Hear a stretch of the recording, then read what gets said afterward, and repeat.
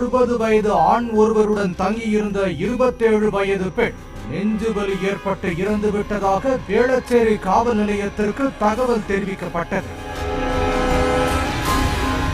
சம்பவ இடத்துக்கு சென்ற போலீசார் பெண்ணின் சடலத்தை கைப்பற்றி பிரேத பரிசோதனைக்காக சென்னை ராயப்பேட்டை அரசு மருத்துவமனைக்கு அனுப்பி வைத்தனர்.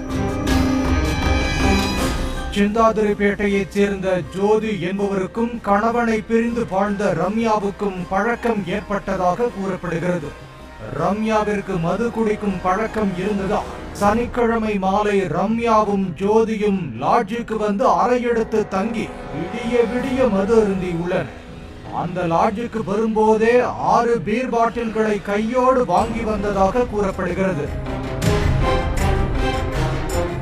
அதிகாலை வரை 4 பீர் குடித்த ரம்யா நடுராத்திரியில் தனக்கு நெஞ்சு வலிப்பதாக கூறியதாகவும்